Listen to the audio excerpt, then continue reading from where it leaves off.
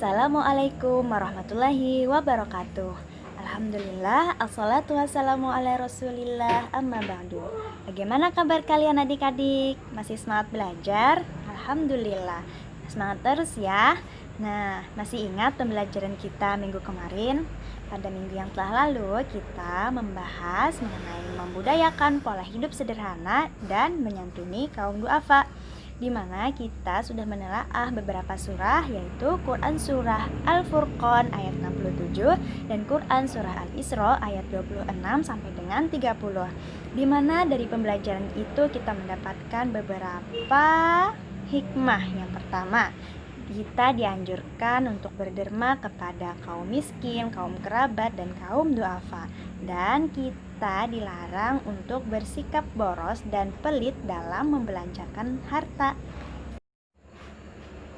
Masih dalam bab atau tema yang sama, pada pertemuan kita kali ini kita akan membahas Quran Surah Al-Qasas ayat 79 sampai dengan 82 dan Quran Surah Al-Ma'un ayat 1 sampai dengan 7 dan beberapa hadis Nabi yang berkaitan dengan pola hidup sederhana dan menyantuni kaum duafa.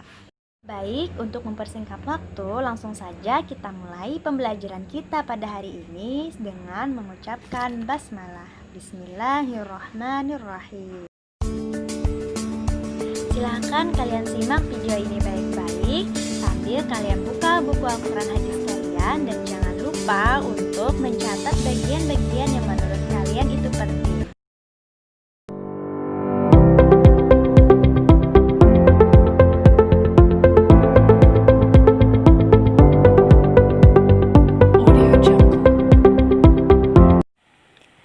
Kisah tenggelamnya harta si Qorun. Qorun ditakdirkan menjadi orang yang memiliki segala-galanya. Kekayaan yang melimpah, suaranya yang sangat merdu, dan wajahnya yang sangat tampan. Dan seluruh orang-orang mengetahui hal ihwalnya. Namun meskipun demikian, karena kesombongannya, Qorun sangat senang memamerkan kekayaannya. Nah, sebelum kita melanjutkan kisah Qorun, yuk kita baca terlebih dahulu Quran Surah Al-Qasas ayat 79 sampai 82. A'udzu billahi minasyaitonir rajim. Bismillahirrahmanirrahim. فخرج على قومه في زينته قال الذين يريدون الحياة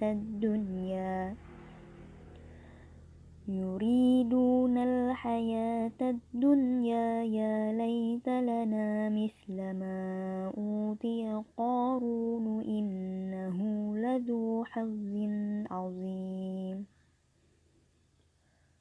وقال الذين أوتوا العلم ويلكم ثواب الله خير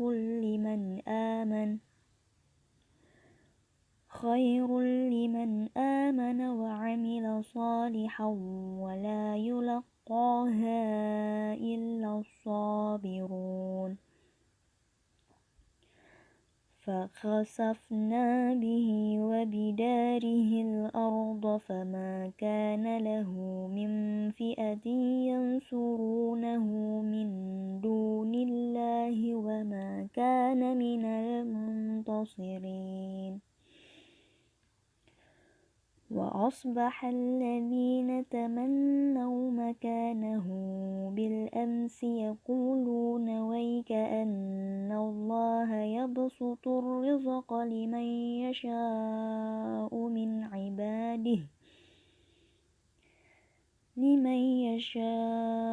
من عباده ويقدر لولا أن الله علينا لخسف بنا وكأنه لا يفلح الكافرون.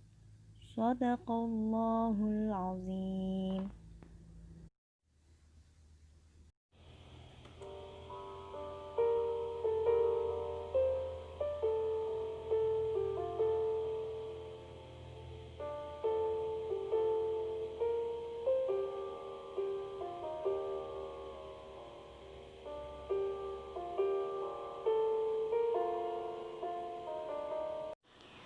Ayat ini menyampaikan kisah Qarun untuk diambil pelajaran.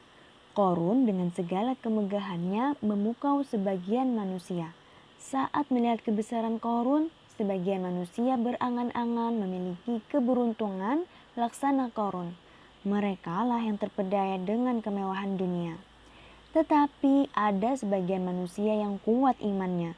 Mereka tidak tergoda oleh kemegahan yang dimiliki oleh Qarun. Bagi mereka pahala dan ridho Allah lebih dari segalanya. Mereka bersabar atas segala yang diberikan oleh Allah kepada mereka. Pada saat Allah menenggelamkan Qarun beserta semua hartanya dan tidak ada orang yang menolongnya, maka sebagian manusia menjadi tersadar akan kebesaran Allah, bahwa Allah lah yang memberi rezeki. Manusia tidak diperbolehkan untuk sombong, karena harta hanya titipan sang pemilik, yaitu Allah. Kapan saja dia berkehendak untuk mengambil, tidak satupun yang bisa menghalangi. Selanjutnya, Quran Surah Al-Mu'minun ayat 1 sampai dengan 7.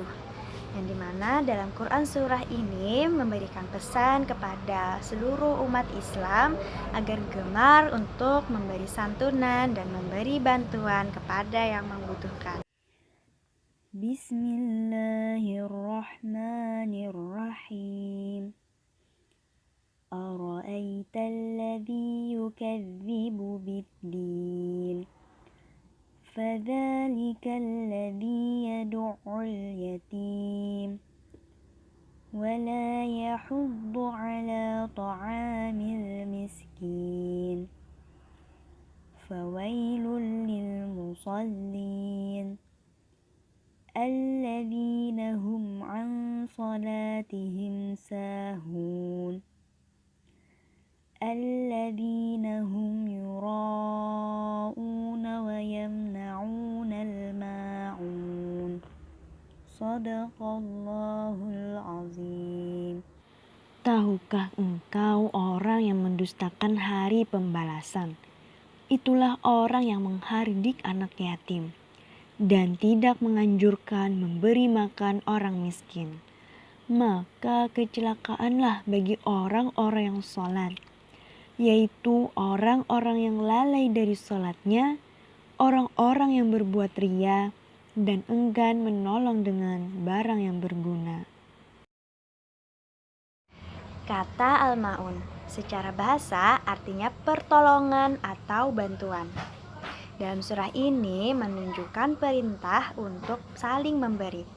Sekecil apapun bantuan yang kita berikan kepada orang lain akan memberikan pengaruh yang besar terhadap keimanan seseorang. Dalam Al-Quran Surah Al-Mu'minun ini juga menjelaskan dua kriteria orang-orang yang mendustakan hari kiamat, yaitu yang pertama adalah orang-orang yang merendahkan kaum du'afa dan menyombongkan dirinya sendiri dan merasa dirinya lebih tinggi derajatnya dibandingkan dengan kaum du'afa.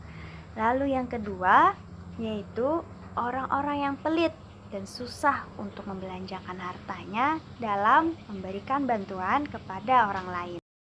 Selain itu, dalam Quran Surah Al-Mu'minun ayat 1 sampai dengan 7 juga menjelaskan dua kriteria orang-orang yang mendustakan agama. Yang pertama adalah orang-orang yang lalai dalam sholatnya, dan yang kedua adalah orang-orang yang riya dalam beribadah. An Abdullah ibnu Amrin anna Rasulullah sallallahu alaihi wasallam مر بسعد وهو يتوضأ فقال ما هذا السراف فقال أفي الوضوء إسراف قال نعم وإن كنت على نهر جار. Dari Abdullah ibnu Amr berkata bahwa Rasulullah Shallallahu Alaihi Wasallam melewati Sa'id yang sedang berwudu.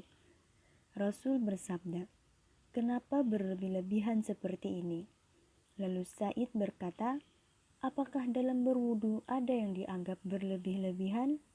Rasulullah menjawab, "Ya, meskipun kamu berada di atas sungai yang mengalir." Hadis riwayat Ibnu Majah.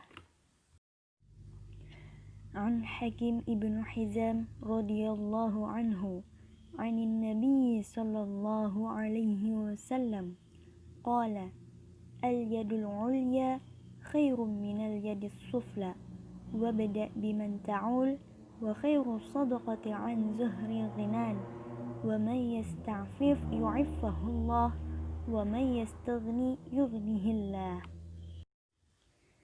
Dari Hakim bin Hizam radhiyallahu anhu, dari Nabi Muhammad sallallahu alaihi wasallam, beliau bersabda, tangan yang di atas lebih baik dari tangan yang di bawah. Maka mulailah dengan orang-orang yang menjadi tanggunganmu. Sebaik-baik sedekah adalah dari orang yang sudah cukup untuk kebutuhan dirinya. Maka siapa yang berusaha menjaga dirinya, Allah akan menjaganya. Dan siapa yang merasa cukup untuk dirinya, maka Allah akan mencukupkannya. Hadis riwayat Bukhari. Setelah kita mempelajari dari beberapa ayat Al-Quran dan hadis-hadis Nabi yang berkaitan dengan pola hidup sederhana dan menyantuni kaum du'afa, maka ada beberapa hal yang perlu kita amalkan dalam kehidupan sehari-hari. Yaitu yang pertama, tanamkan dalam diri kita bahwa harta yang mendatangkan manfaat dan juga berkah itu merupakan harta yang digunakan yang sesuai dengan petunjuk Allah. Jika harta itu tidak dijalankan sesuai dengan petunjuk Allah, maka akan mendatangkan azab bagi dirinya. Lalu yang kedua, tanamkan dalam diri kita untuk adanya hak atas orang lain di dalam harta kita miliki. Nah, maka sudah sepatutnya lah kita untuk memberikan kepada orang-orang yang membutuhkan, seperti kaum du'afa, yaitu orang miskin, orang fakir, anak yatim, dan lain sebagainya. Lalu yang ketiga, hindarkan diri kita dari sifat berlebih-lebihan. Bahkan Nabi pun melarang kita dalam hal beribadah itu berlebih-lebihan, seperti berwudu tadi. Lalu yang keempat adalah hindarkan diri kita untuk suka meminta-minta. Mengapa?